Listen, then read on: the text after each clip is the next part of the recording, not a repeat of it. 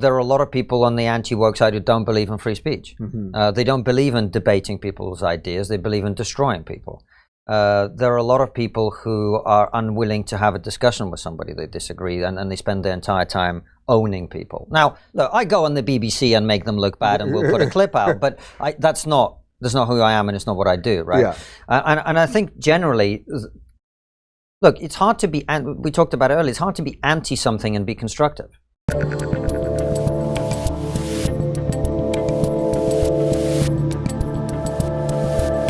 I'm Dave Rubin, and we are at the local studio here in Miami, and joining me today is the co-host of the TRIGGERnometry podcast and author of An Immigrant's Love Letter to the West, Konstantin Kisin. Konstantin, this is bizarre that we have never met in person before. And it is awesome that we now have. We have. What should we do now? Let's talk. Let's talk about stuff. Okay. I think some people sort of think you are like the British version of me in a way. So what's the deal? Well, I have a sidekick. Give me a little history. Listen, I'll be honest with you, man. I'm going to spill the beans. I used to watch your show religiously, particularly 2017, 2018. Those crazy formative years. Yeah, and I thought what you were doing was incredible. And you showed what was possible for somebody who is independent-minded, who wanted to come in and, you know, interview interesting people from a position of perhaps not knowing very much. And so I said to my buddy Francis, why don't we do something like this? It's genuinely seeing you and Joe, you know, have these conversations was an incredible influence.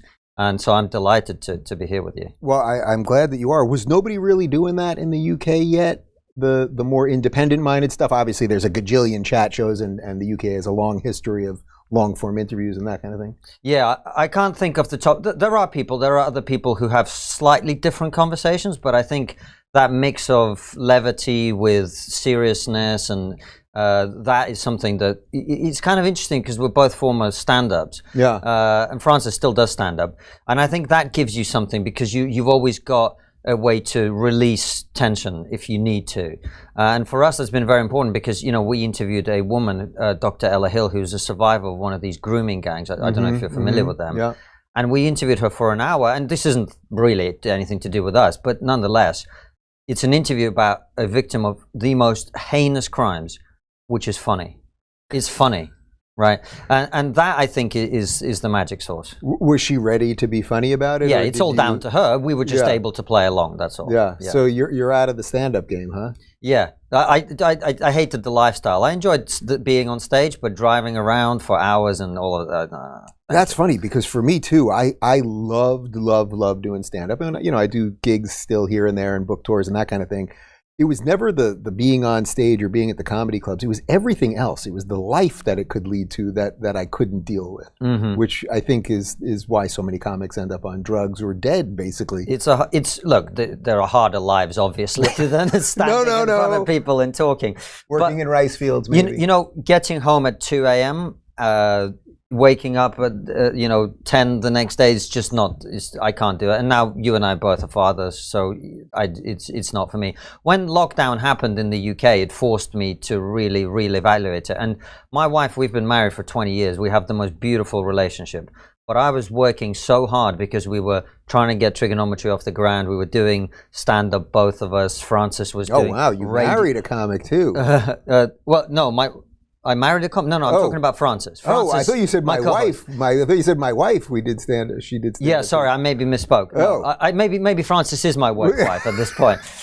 No, what was happening was basically both Francis and I were working extremely hard. Yeah. And by the time lockdown came, even though my wife and I have a beautiful relationship, it was kind of like lockdown sort of, I wouldn't say it saved our marriage, but our son certainly wouldn't have been born without it. Do you know what I mean? Because suddenly I was like, I'm at home now, and maybe I should actually spend some time with this person that I claim to love. So either I misheard you or you referred to him as your wife. In either case, one of us is not looking very good here. Well, it's probably me. It's right. Yeah, it's probably not. So for people that don't know you, don't know your work, can you just talk a little bit about your sort of childhood and into what got you into sort of the cultural, political thing that we're kind of in the mix of, and then we'll hit the the issues of the day? Well, the short version of it is I was born in the Soviet Union in the late 80s into a family that I was imbued from a very young age with stories of my ancestors, people who starved in the gulags for saying the wrong thing or who were really severely punished. My grandfather, the way I ended up in the UK is my parents, they were very wealthy for like 3 years. And in that time gap, they sent me to boarding school in England because my grandfather was there. And the reason my grandfather was there, that it was that in the late 70s, early 80s, he criticized the Soviet invasion of Afghanistan. And he was immediately ostracized by his friends, fired from work. His wife was fired from work. His children, that's my father and my aunt, were kicked out of university for him making this one comment in private. And so when it came to living in the UK and doing stand-up, and I saw this climate that was happening where suddenly, it was very, very sudden, at least to me, because I wasn't paying that much attention. Suddenly words became this all-powerful thing that was to be treated with the utmost seriousness. And jokes could not be treated as jokes. If you made a joke that people didn't like, they couldn't just say, oh, that's not funny. Now you had to be punished. And in addition to that, you know, the one thing that I really, as an immigrant to the UK, I found very unpleasant was this idea that all our social problems, whether that's, you know, Brexit or Trump or whatever, can be explained by claiming that people are racist. And that's when I came across your show, actually, because I was trying to understand, because I'd lived in England for most of my teenage life and all my adult life. And I'm a dark-skinned immigrant. I experienced racism once or twice, but I never felt like it was a racist country. And so when a referendum like Brexit, where I voted Remain, by the way, equivalent vote for Hillary in 2016, and Francis did too as well, we both did. When the explanation for that was being offered to us was that half the country was, I was just like, no, this is BS. This isn't true. And that, I think, is part of the reason that we really started to look at these things, because we felt our own industry change. And also we looked around at society and we just went, something is off. We're being told a bunch of lies. And quite nasty ones as well. You know, for Francis particularly, you know, his father is a evil straight white man who married a woman from Venezuela in the 80s, when that was not the done thing in England. And he voted Brexit, and he was suddenly demonized. And that picture of our societies is so inaccurate that it was very frustrating. And I think Triggernometry is partly born out of that frustration. Right. It's interesting because I wasn't talking about Brexit that much at first, but then because of the Trump situation here, I started having a couple people from the UK and some Americans that were talking about Brexit. And then suddenly I had all these people in the UK watching, and I was like, well, I didn't even intend that to happen. But there was definitely a connection between Brexit and the Trump thing, for sure. There was, and the cultural forces that swirl around those issues are largely the same. Now, you guys do politics very differently to the way that we do, but fundamentally, the way I see it, it was a rebellion of the people. Whether it was channeled in the right way is a different conversation, but people, certainly in the UK, felt that a lot of their concerns were not only heard, but they weren't even being aired.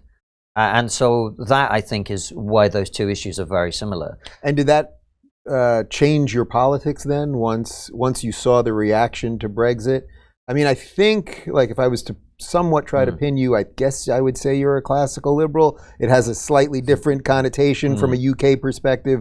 I have a hard time, even though I wrote a whole book defending liberalism. Right. From an American perspective, it's almost ridiculous to call myself a liberal at this point, just because people don't understand the words anymore. But did that shift your political ideology? I think it maybe did a little bit, but mainly I've become clearer about what I think. When we started Triggernometry in early 2018, I wasn't someone who was politically educated. I studied politics in university, but it wasn't something where I had a political philosophy. Yeah. You know, I was a guy who did jokes about being Russian on stage for a living. That's what I did.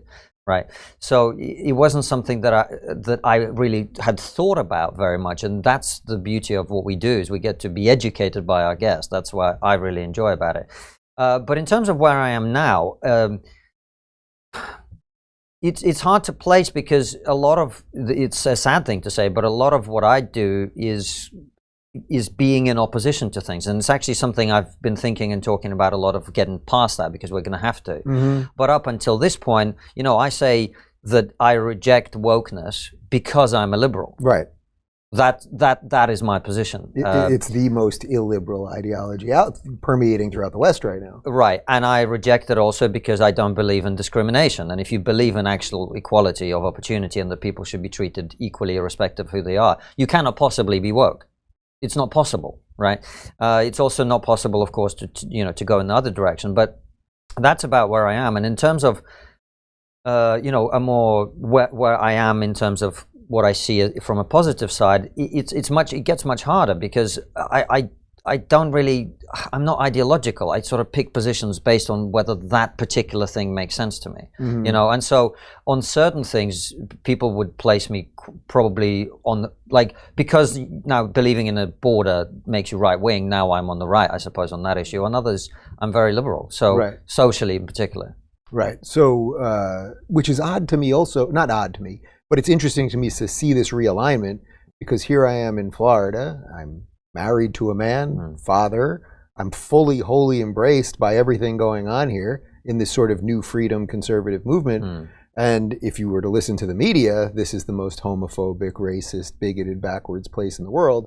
And from where I sit, it's literally the freest, as DeSantis says, the citadel of freedom right now. Well, I've only been here for a day, so I haven't had much of a chance to find out. Yeah. But yeah, but they haven't come to get you yet. They haven't. Yes. They haven't. And what's interesting to me is that we are sort of in a position now because we've been lied to so much, and because words have been debased to such an extent. They could say that DeSantis is whatever. I wouldn't be likely to believe it. Right. And I actually think that's that's a damn shame, right? It's not just a shame. It's very dangerous, in my opinion, because if you look, I was not a fan of Donald Trump. I remain not a fan of Donald Trump. But as someone whose Jewish ancestors fought on the Eastern Front to defeat Nazi Germany, it is an insult to them and to me to imply that this guy, whatever your view of his politics, whose daughter married a Jewish man who he then appointed to serve him, he is a Nazi. Yeah. He hates Jews. He's anti-Semitic. It's an insult, and it's dangerous because the problem we have is some people are Nazis, and we have to be able to say that's a Nazi, that's not a Nazi, and for that to be believed. And so this erosion of language people don't understand how dangerous it is. I think it is genuinely a major issue. One of the things that I said, I think the day after Trump was elected, and I didn't vote for him the first time, I did the second time, I said, guys, let's pause for a second here because let's see what happens. But once you keep calling him Hitler and all his supporters Nazis, it's not what you're doing to them. It's what you're doing to yourself because you're painting yourself in a corner. Now, if the economy is doing well and we're not going to war, I mean, a bunch of things that were happening under him, you can't suddenly be like, that Hitler, pretty good, pretty good, right? Yeah. And so that's, I think, has led to a lot of the hysteria. It has. And, I think while you and I wouldn't be sitting here without social media has had a big impact on the way we communicate and not in a good way. Yeah. Because do you see it as a net negative, actually? I always struggle with that. It's like, wow, look at my life. Look what I've been able to do and all the people I've been able to connect with and the new ideas that we can all share or even old ideas that we can finally share in a sensible way. Right. And yet the anxiety, the craziness, the doom scrolling. Obviously, you and I being able to sit here and have this conversation is worth society being screwed for the next few decades. I think we're living through the next information revolution. The invention of the printing press, you get 2 centuries of religious war and all that craziness. That's what we're going through now. Can you stop this? I mean, there was a guy who tried, called Ted, didn't. What are you going to do? So I think what we have to do is make the best of what we've got, but that starts with acknowledging the sort of problems that social media has caused, because we now live in a world where making sure that what you say sounds good is much more important than being a good person. And that's a problem. That's a problem. Because I don't know if this is the same in here, but on the British comedy circuit, anyone who was really nice on stage was probably groping a woman in the green room. Oh yeah, it's always the biggest feminists on stage that are exactly, and vice versa. The people whose material was grotesque and offensive and whatever, they're usually the people that actually were really decent behind the scenes. So And the other thing is, sometimes I think people wonder why our institutions have been so captured. And I think a big part of the reason is progressive ideas sound good. All things to all men. I mean, equality for everybody. And, I grew up in the Soviet Union. We saw all that. But we didn't have social media. Now, the problem with a lot of the classically liberal and conservative ideas is they don't sound good. What, I have to take responsibility for my life? What, I have agency? What, some things are my fault? Who wants to hear that? Right. Right. Well, they do sound good once you're a little older. But I suppose when you're 15, they don't sound good. And now people are perpetually 15. I think that's exactly what's going on, and so we're all going to, as a society, have to come up with some answers to what we do about it. Do you see any of it as a fault or a flaw within classical liberalism itself? I mean, when I've watched so many, and I want to talk about a moment on your podcast that really went viral with Sam Harris, but when I've seen so many of sort of the old school libs just kind of collapse under this thing and become either go woke or become largely irrelevant because they can't make sense of the new world. Do you think that there's like an actually inherent problem with classical liberalism? Well, I think the people you're talking about, what you'd call libs, what in the UK we would call centre-left. Right. So that's where the words can be a little confusing. But I think people will know what we mean. Yeah. I think their problem is they don't want to be me and they don't want to be you. That's their problem, and they're cowards. They're terrified. They're terrified of the extremists on their own team, and so they won't speak up. And when they do, what happens? They get called right-wing and all the rest of it. So a lot of them, we saw your journey, and we were inspired by that. A lot of people see your journey or our journey, and they're very put off by that. They don't want to be called names that they're uncomfortable with. So I think Did you have a moment where you decided to walk through the fire? Because I think about, people always ask me about that, and I don't know that I know I had my wake up moments, my moment with Larry Elder and this or that, but I don't know that I had like an actual moment, like sitting down with myself being like, let's just go through. I just kept going. Really. Yeah. It was never that hard for me, if I'm being honest. When you've got grandparents who spent 15 years in the gulag for saying the wrong thing, when you come from a country in which people were beaten to death and tortured to death and executed for speaking their mind, it's not, people say, oh, you're so brave. Come on, that's silly. So I was never really that scared of and plus I'm a contrarian asshole, so I like pissing people off. I like saying the thing that people don't want to hear, even that is true and that needs to be said. So I embrace. I'm quite a combative person by nature. I try to temper that, but I quite like it, to be honest. I wouldn't have it any other way. Yeah, it's interesting. I think one of the things that kept me sane throughout this was I didn't do this for friends. And I think a lot of people do a lot of this for friends and to be liked, and it's nice to be liked. I'm not saying it isn't. But my best two friends, one of them I met the first day of kindergarten, 1981, and one of them I met the first day of third grade, a couple of years after that. So as I saw people kind of like me and then they suddenly didn't like me, I was just kind of like, all right, well. And it's still painful. I remember you going through that. I remember you would talk a lot about, this friend and that friend, and I understand that. Yeah. For me, it was easier because, if I'm being honest, I never liked 99% of the people I was working with. It must be nice being a total contrarian. I would say I'm like a begrudging contrarian or something, but there must be something very refreshing about the full thing. I like the space I'm in now. I really get on with people in this space because we operate in the same way. But comedians tend to process the world through emotions, and I don't.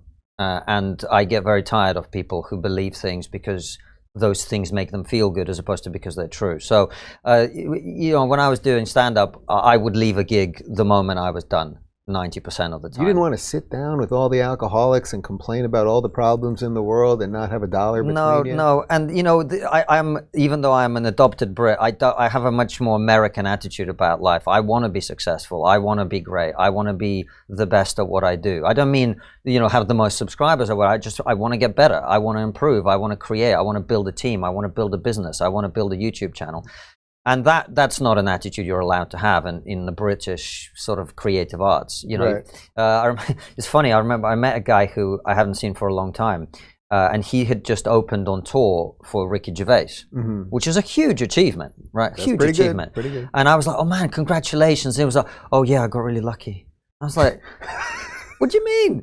I've seen you work for 10 years. Yeah. But we do have that sort of, you got to play yourself down a little bit in the UK, and I can't do that. So let's talk about one of the guys. And you said to me right before, you know my rules. I have no rules on this show. And you said to me right before we started that you have no rules in essence, but you don't like to talk bad about former guests. And I try not to do that as well. But I want to show a clip. That will be tested over time. It will be, right, no, right. Well, I hate to tell you, it's going to really be tested the longer you do this. But in any event, we played a clip. We played two clips from you over the last year. I want to show people both of them. The first one I want to throw to is you guys had Sam Harris on the podcast. This is what, about 6 months ago now? It was closer to a year ago. It was last sort of July, August, I think. Wow, time flies. All right, so it's about 8 months or so ago, whatever it is. Our last trip to the US. Do you want to set it up in any way, or should we just throw to it and then we'll dissect it? No, you go for it. All right, so let's throw to the clip. I mean, Hunter Biden, at that point, Hunter Biden literally could have had the corpses of children in his basement. I would not have cared, right? It's like, there's nothing. First of all, it's Hunter Biden, right? It's not Joe Biden, but even if whatever scope of Joe Biden's corruption is, like if we could just go down that rabbit hole endlessly and understand that he's getting kickbacks from Hunter Biden's deals in Ukraine or wherever else, right, or China, it is infinitesimal compared to the corruption we know Trump is involved in. It's like a firefly to the sun, right? I mean, like there's just. It doesn't even stack up against Trump University, right? Trump University as a story is worse than anything that could be in Hunter Biden's laptop, in my view, right? Now that doesn't answer the people who say it's still completely unfair to not have looked at the laptop in a timely way and to have shut down the New York Post's Twitter account. Like that's just a conspiracy. That's a left-wing conspiracy to deny the presidency to Donald Trump. Absolutely, it was. Absolutely, right? But I think it was warranted, right? And again, it's a coin toss as to whether or not Sam, I'm sorry. That particular piece. I'm really sorry. I was the one that said we should move on, but you've just said something I really struggle with there, which is the kids in the basement. Fuck the kids in the basement. I'm interested in democracy. You're saying you are content with a left-wing conspiracy to prevent somebody being democratically re-elected as president. Well, no, I'm content. Well, but the thing is, it's just not left wing, right? So Liz Cheney is not left wing, right? Liz Cheney is doing everything in her power. You're content with a conspiracy to prevent somebody being democratically elected. But there's nothing conspiracy. It's not. It was a conspiracy out in the open. But it doesn't matter if it was. It doesn't matter what part's conspiracy, what part's out in the open. I mean, I think it's like if people get together and talk about what should we do about this phenomenon. If it's like if there was an asteroid hurtling toward Earth. And we got in a room together with all of our friends and had a conversation about what we could do to deflect its course, right? Is that a conspiracy? Man, that is something, because I know that Sam obviously was influential in your political and I guess cultural evolution, and you sort of tried to save him there, but... Well, I like Sam a lot. And I would say that out of all the guests that we've ever had on the show, he's probably been, present company accepted, the nicest person that we've had, in terms of, we actually on that day had massive tech issues and he sat there for 40 minutes waiting for us to get the camera rolling. He was incredibly, and he made us feel really comfortable about that. So on a personal level, I really like Sam. And that's why, I was sort of, Sam, there's a cliff there, please don't walk off it. And, his comments speak for themselves. I thought that I disagree with what he said fundamentally, and I think you could see that on both our faces. Right. Yeah. But you were trying to sort of save him. But the only reason I'm really showing it is not to bash him. It truly isn't. But it seemed like almost in some ways a final nail in the coffin on this odd adventure that he's been on intellectually over the last couple of years, going all in on the Trump hate that you described earlier related to other people, or thanking Jack Dorsey for banning Donald Trump on Twitter when the whole idea of what we were all doing was in free speech. So that's why I think the moment caught fire the way that it did. Yeah. I think the reason that clip went super viral was that Sam showed people the thing that they always suspected was there. Yeah. Motivating the thing. And It's a hard one because the first thing I did actually after it happened is email Sam and just make sure he was okay, because it's not easy. You mean after it had gone viral? After it had gone viral, Yeah. just to make sure that he was okay, because I wouldn't want a guest to come on the show and then who knows what happens from there. I was kind of concerned, to be honest, but he was very generous, and actually he said he thought we did a great job. I think with that, my fundamental disagreement with Sam about this is that it's a threat misassessment, in my opinion. And if you exaggerate the threat in your head, you're then willing to take actions that you otherwise would not, and violate principles that you otherwise would not. And we saw this, as you know, during COVID. People get scared, people overestimate the nature of the threat, and then the reaction they demand from their government or they themselves have is just completely out of whack. And so destroying democracy to prevent Donald Trump, that doesn't make sense to me personally. Right. So let's talk about the COVID thing a little bit, because obviously it has framed almost everything over the last couple of years. I went radically anti-mandate and pro-freedom, literally moved my entire life across the country in the midst of it because of all of the craziness. I sense you're in a similar spot when it came to mandates and things of that matter, but what was your evolution like related to all that? I supported the first lockdown in the UK. We didn't know what was going on, and we were told it was very dangerous. And while we should all be skeptical, of course, of what the mainstream media tell us in that sort of situation, I do think as a responsible citizen, you do have a duty to at least consider it. And remember, what we were told in the UK is this is going to be 3 weeks, we're going to solve the problem, everything's fine. They told you 3 weeks. We got 2 weeks. 2 weeks. They told us either 2 weeks or 15 days. They were always working with one extra day. The longest 3 weeks in human history, those turned out to be. So at the beginning, I supported the first lockdown, but from there, I just felt that we went in a dystopian direction very, very quickly. And on the basis of data that to me didn't seem reasonable, we were forced to wear these face nappies that don't do anything, as we know. And not only do we know that now, we knew that before. We knew that before, right? And I think it signals to me something I talk about in the book, actually, that we are importing ways of doing business that are fundamentally anti-Western. And we have this from the UK.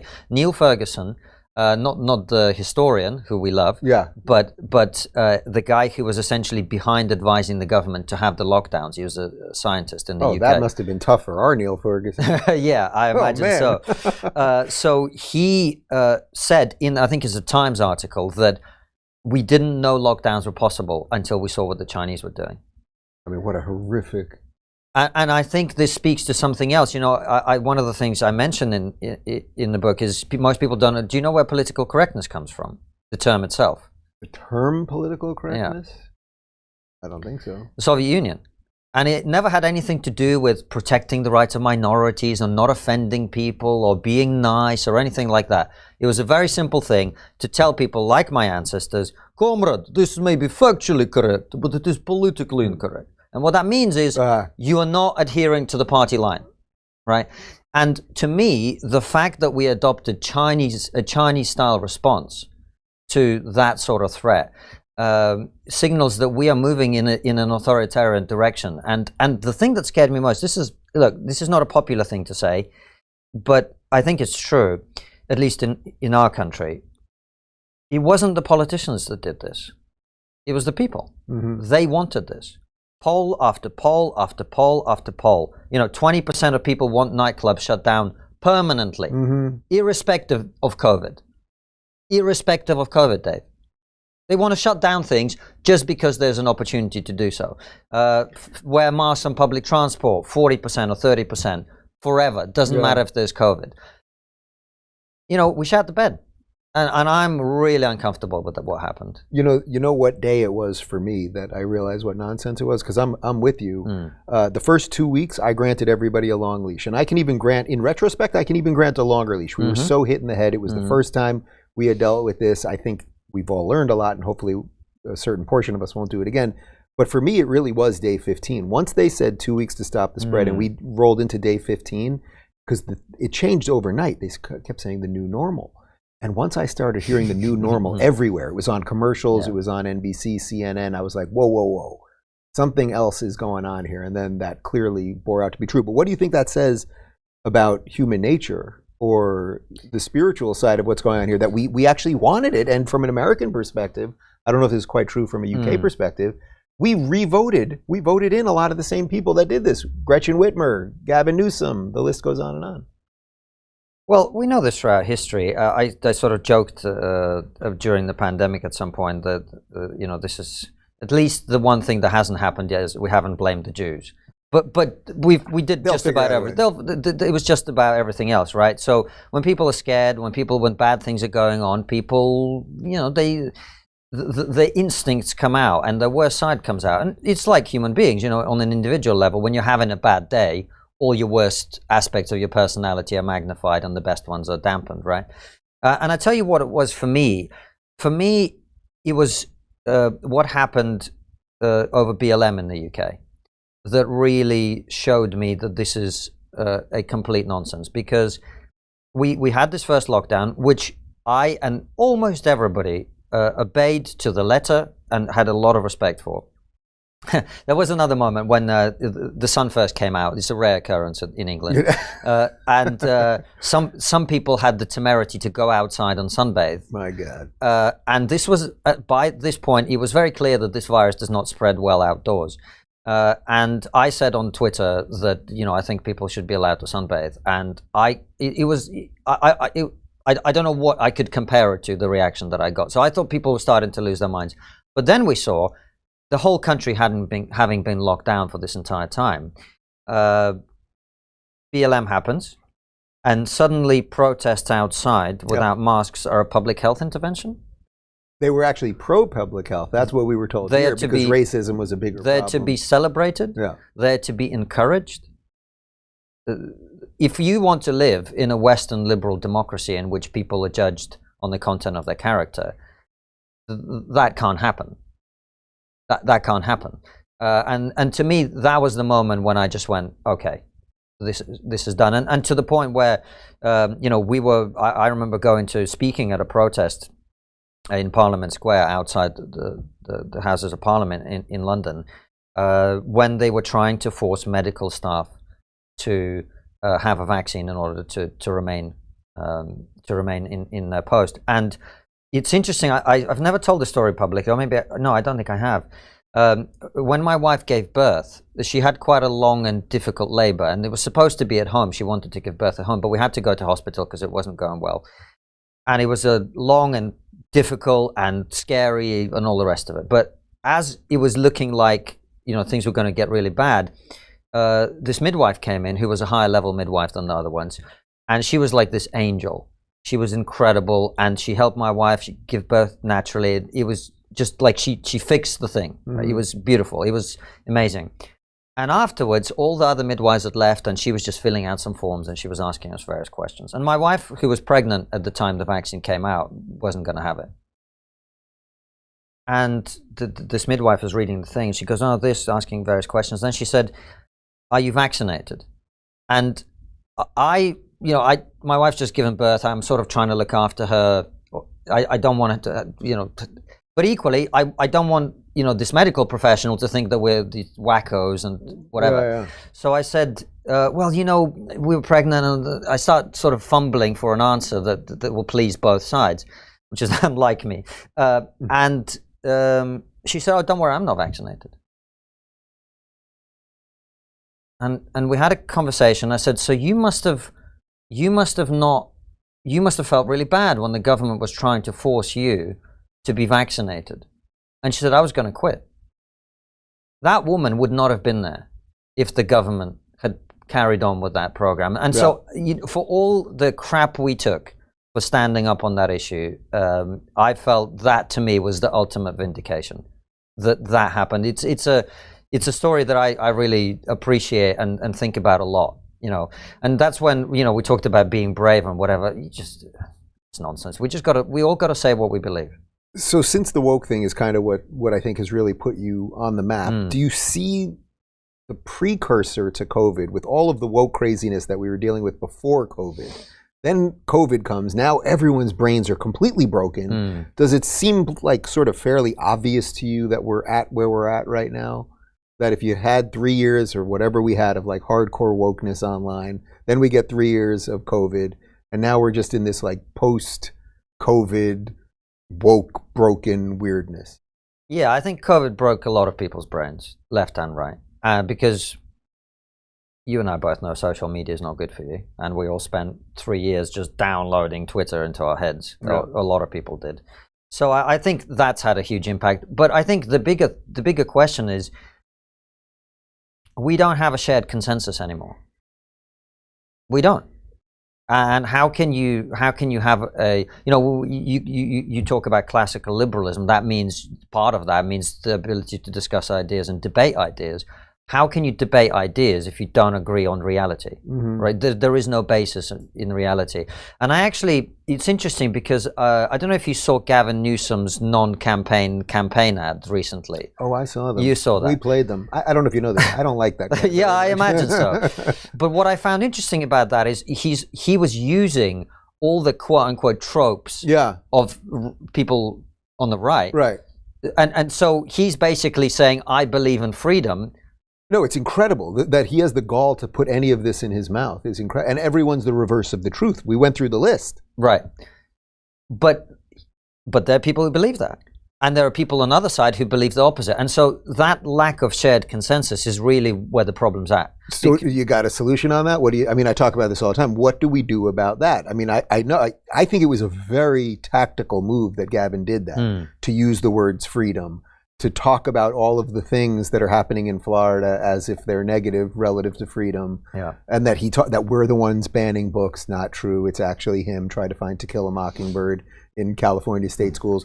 All of these things, women's rights and your own body. It's like, wait, you were the one trying to inject everybody with your stuff. All the nonsense. But what do we do with that as that continues to break down? Well, I oscillate between two different thoughts on this. I've talked a lot about the post-woke future because, to me, a lot of the people who I would hope were on our side once, I see them as equally abominable now as the woke. The anti-woke is becoming a parody of itself. What would be an example of that? There are many examples of that. I mean, there are a lot of people on the anti-woke side who don't believe in free speech. They don't believe in debating people's ideas. They believe in destroying people. There are a lot of people who are unwilling to have a discussion with somebody they disagree, and they spend their entire time owning people. Now, look, I go on the BBC and make them look bad, and we'll put a clip out, but that's not who I am, and it's not what I do, right? Yeah. And I think generally, look, it's hard to be, we talked about it earlier, it's hard to be anti-something and be constructive. It's hard, objectively. Yeah. And so, for me, the answer, when I talk about going for a post-woke future, culturally at least, what that means to me is, I don't believe that, before we started, we talked about the NBA, right, which was very heavily politicized. I don't think the average person, the average person, wants to turn on the NBA and watch a bunch of players talking about BLM. I also, by the way, don't think you want to turn on the NBA and watch a bunch of players talking about how CRT is destroying schools and all of that. I have this strange feeling they want to watch some basketball. Dribble the damn ball? How about that? Well, that is a loaded phrase now because of who uttered it. But for me, I think people want to enjoy the content. I think that is also true of drama, of comedy, of all of these things. So as people crave that more and more, I think that's where we're going to end up. And I think it behooves comedians and people who are in the creative space to try and perhaps you attack both sides and therefore bring them together, or bring them together just by bringing them together, by focusing on the things that are common to all people, on the story. Drama, for example, doesn't have to be anti-woke or woke, just has to be good. And the problem, certainly, I don't know about this country, but in the UK with comedy, it just got ruined by, Mock the Week, which was a huge show, Mash Report, which was a huge show that I used to write on, actually. They both got destroyed by being excessively political in one direction, and also by an artificial focus on people's faces instead of how good they were at writing or performing or whatever. Right. So I think part of the answer just lies into not going back, but going forward to a place where not everything has to be about politics. And I think that's part of it. However, I was on Michael Malice's show recently, and I was talking about how I'm concerned about what's happening in this country, just as an outsider observing it, about the heatedness of everything. And he said, "Well, look, you're right, but I don't think there's a pressure valve release that's going to happen because, if Trump runs, the heat is going to be higher, and they're going to stop calling him fascist."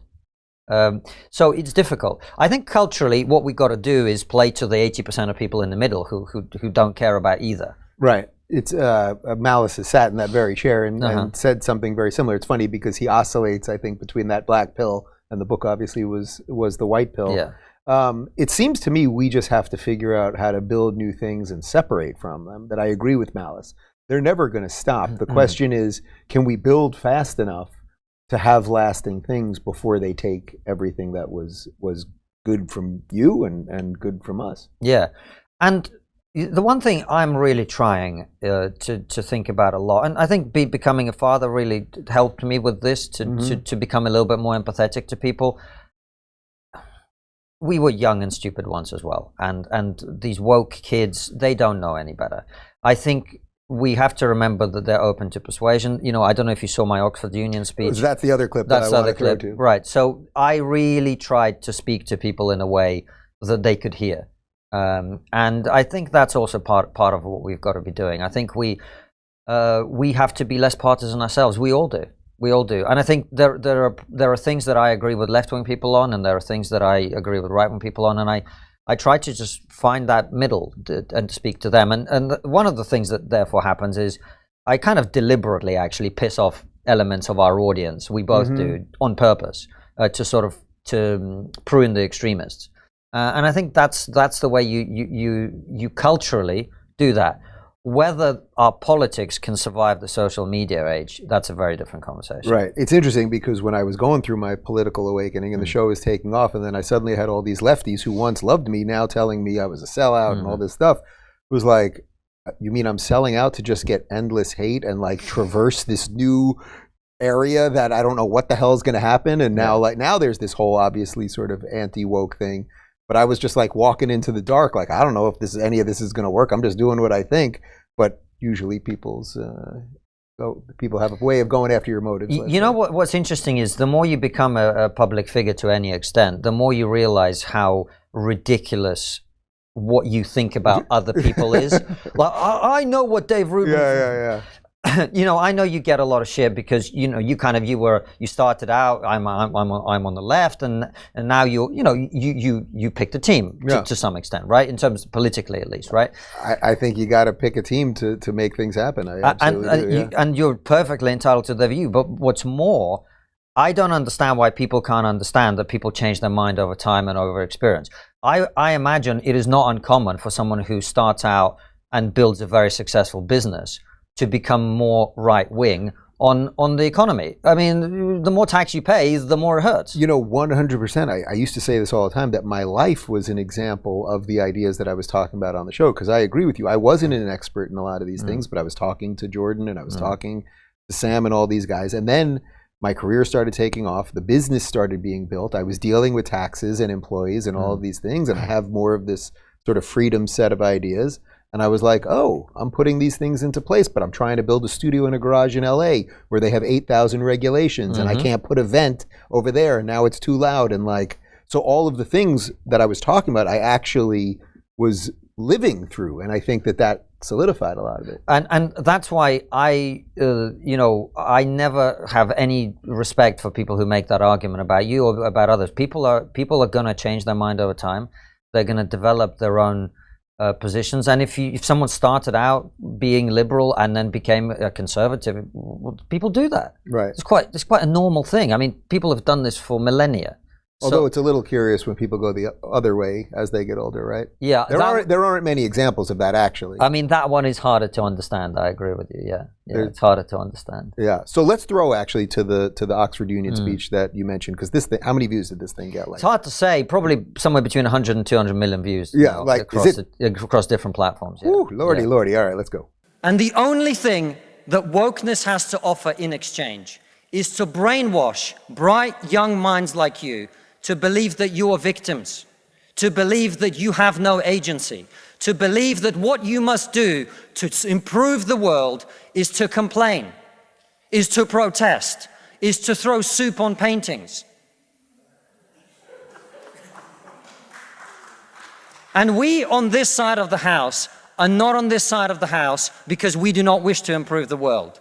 We sit on this side of the House because we know that the way to improve the world is to work, is to create, it is to build. And the problem with woke culture is that it's trained too many young minds like yours to forget about that. Thank you very much. The brainwashing element is pretty interesting of this. That's hard to get people out of. They feel like they have this kind of holistic worldview, and that somehow everyone before them was an idiot or a moron. That's the one I can't get over.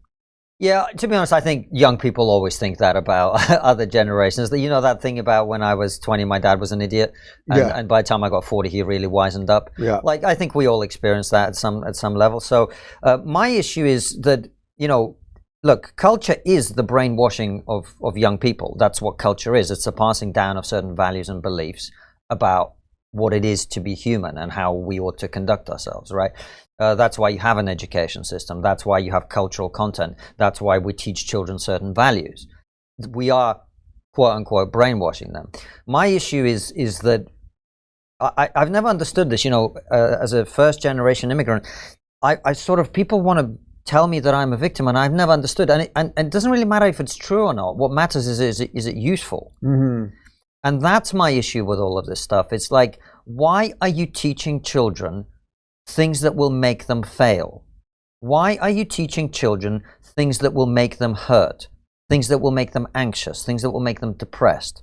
Why are you not teaching them, look, you believe in climate change, go for it, right? Go and fix a problem to do with that issue.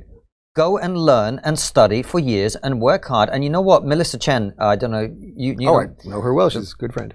A wonderful person. I love Melissa. I think it was her that tweeted out something a long time ago. She said, you can't remain woke if you build something, whether that's muscle, a business, or anything. And that's why I would challenge those young people, very bright young people at Oxford. They're the future. Mm-hmm. Whether you like it or not, they are going to be the people running our countries, right? I challenge them to recognize that if you care about whatever issue it is, you got to fix it. You can't just sit and mope.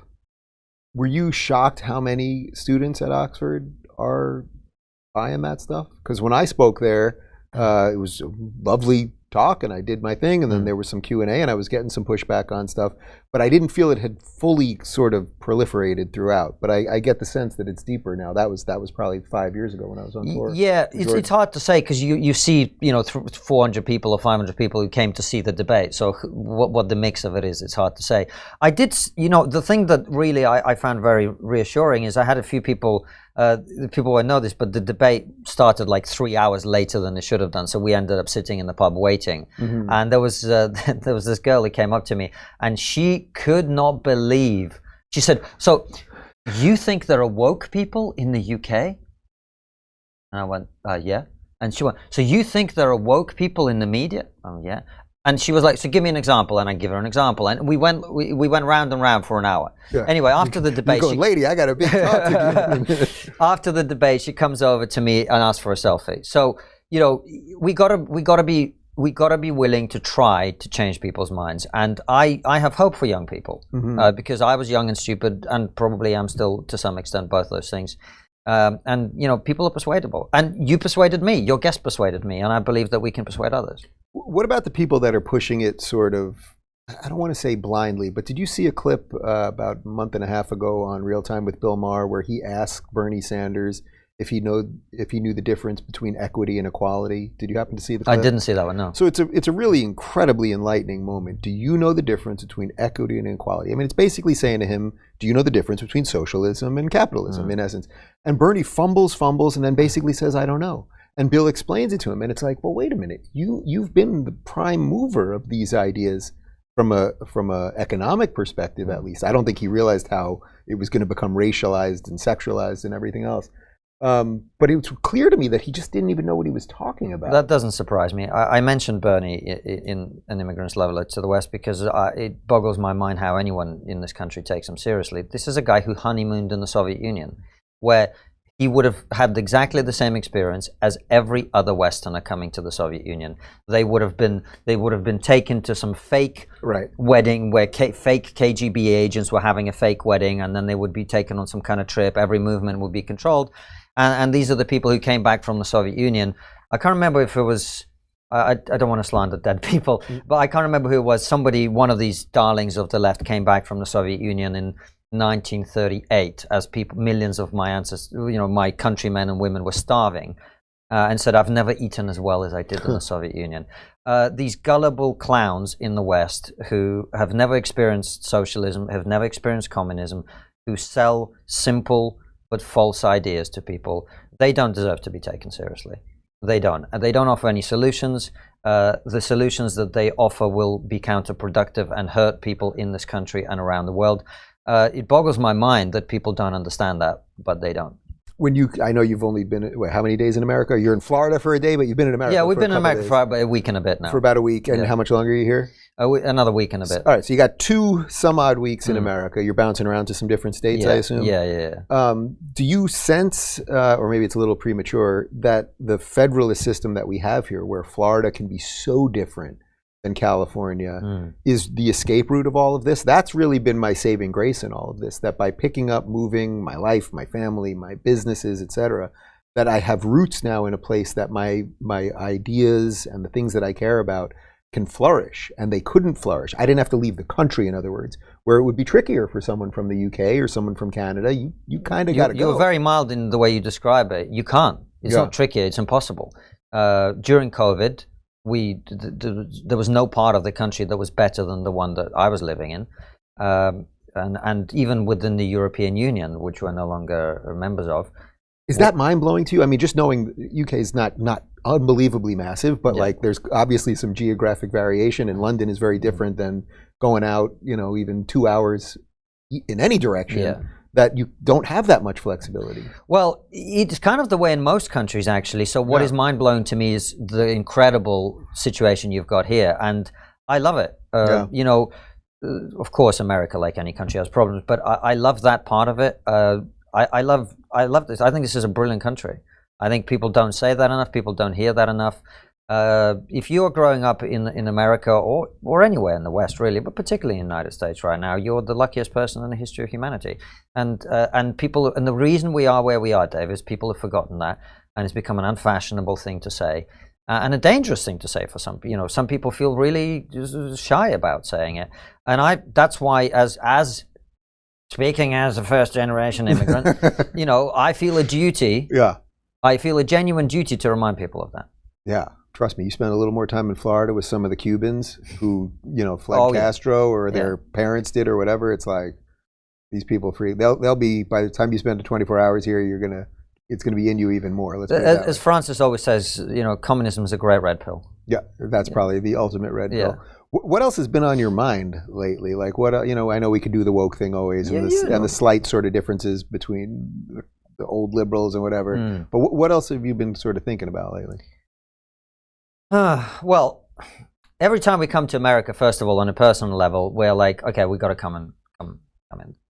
We got to move here. So you really feel that now? Do you feel that more as a father, actually? I feel that less as a father. That's actually the one thing that holds me back, because I have to say, I think I speak for a lot of parents now in this country and elsewhere, which is like, you create this miracle of life. You nurture it, you look after it, you give it everything you possibly can, and then you send it off to, and I mean, the stuff that like, So that to me is terrifying, because I think in this country you guys are doing worse on that issue, actually. The trans issue in particular, and the sexualization of children, you guys are doing worse here than we are in the UK. Do you fear, though, that it's just a matter of time? I mean, BLM, the idea that you guys had a BLM in the UK where your cops in London don't have guns and there was no problem. I mean, I hate to tell you, but like, go back in 3 months and you might have a problem on your hands. I think we're actually making progress on the trans issue, believe it or not. And I think one of the reasons that is that it's not a partisan issue, actually. Really? So you're left there. The Labour Party is not all about this the way our Democrats are? The Labour Party mostly is, but most or as much of the pushback culturally and in sort of in our space and elsewhere is not from people on the right. It's from gender critical women, some feminists, some not. Posey Parker, who we were one of the first people to ever interview in a long format. Oh, is that right? Yeah. That video got taken down as hate speech from YouTube, and then because it was reinstated, thank God, the Streisand effect, it's now 1.3 million views for a channel that at the time had, I don't know, 100,000 subscribers or something. So it's people like her, and what that opens up is the opportunity for people who are not on the right, people like J.K. Rowling, people like Rosie Duffield, who's a Labour MP, to bravely step forward and genuinely bravely, unlike us. These people get rape threats and death threats and all the rest of it, and join forces with others and actually tackle that issue. The Tavistock Clinic, which was doing a lot of these transitions. I mean, some of the stuff that's come out in the reports, I mean, people should look into that because it's absolutely terrifying. That's been shut down. Now, that doesn't mean we're not going to continue to have issues with it, but we are making some progress. Nicola Sturgeon, the former First Minister of Scotland, where they had did you follow the story? I'm not sure. The guy who raped 2 women. No, I don't think I know this one. Guy who raped 2 women, claimed he was a woman and wanted to be in a women's prison. Francis There's many versions of that. Yeah. We call it prison onset gender dysphoria. you get to the courtroom, suddenly, I feel like a woman. Yeah. And so, but my point is that is being aired. It is being talked about. It is being discussed on mainstream television properly. And we are making progress. Doesn't mean we don't have a long way to go. But I fear that my concern with the way that this issue is being discussed in this country, and I say this as an outsider, what do I know? But it's just, if enough people keep saying the libs are transing the kids, you're going to get to a position where that makes it difficult for left-wing people to step forward and talk about this as well. Do you see what I'm saying? And I think because of that, we're actually making better progress on that particular issue than you guys are in this country. So that issue is the main one that's holding me back, actually, about moving here. But the thing I love about it is, I wouldn't worry about that because there'll be plenty of states where your kids will be just fine. Well, exactly, Florida, as long as it stays purple. No, right. We're red. You're all red now. Florida's basically the reddest state in the country in some ways. I mean, DeSantis won by 20 points. Yeah. Super majorities on both sides. Nobody's coming for the gays. Nobody's coming for the black people. It's just fine here. That's reassuring. Yeah. And so, I like it. Like I'm sitting on the board of tourism. Yeah. No, you like it. You're not here. black or gay. You'll like still be okay here. I don't think I can handle. I mean, how you boys get any work done in this year, I have no idea. But my point is, apart from my concerns about what's happening to children, this country's great. It's great. You want to build a business? Sure, go for it. You want to do this? Sure, we'll help you. Like, that's the attitude, and that to me is the most inspiring thing.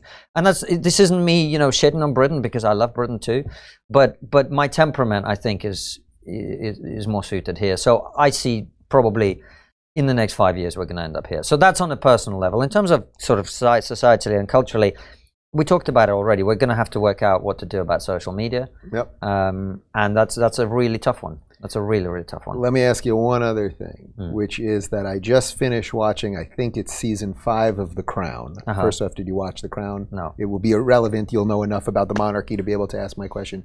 I really enjoyed the show, and what I putting aside any of the specifics of the episodes, this idea that the monarchy exists over time and that it is constant. I mean, the whole point of the show is it's the constant battle between modernization and conservatism, and that something should last beyond a Labour government or a conservative government. And in some ways I watch it and I think, boy, we could use a little bit of that in America, like something separate from our daily, you've got to go Republican this time, you've got to go Democrat this time, because it it separates the sort of big ideas from the day-to-day politics. And I wonder what you think of that, if I explained it in a somewhat sufficient fashion. Look, having a thing that brings people together is important. This is what we've lost, right? And the monarchy, you know, we were in the transition, as everyone seems to be, on that issue as well. You know, the passing of the Queen was mourned, I think, to such an extent, not only because she was this extraordinary person, but because, you know, people see the England of their youth going away. And I think for a lot of people it was that extra bit meaningful because it kind of marked the passing of the, and it remains to be seen whether under the current king that continuous thing, that thing goes on. I think it probably according will. to the show, at least, which I think is fairly factual. I mean, he really was pushing for change all along, Right. you know, from youth. So, And if he makes the mistake that his younger son made, which is to start weighing in on politics, I don't think there will be any way to defend the monarchy at that point, because the monarchy's purpose is not to be party political or partisan. And once you start weighing in on these very, you know, divisive issues, as a neutral observer who's supposed to just provide the backdrop against which society takes its course, then they're going to be in a lot of trouble. So I hope he doesn't do that. Konstantin, I'm glad you made it across the pond. I'm glad that I had a little something to do with the adventure that you're on, and we will do it again. Thank you very much, Dave. It's great to be on the show.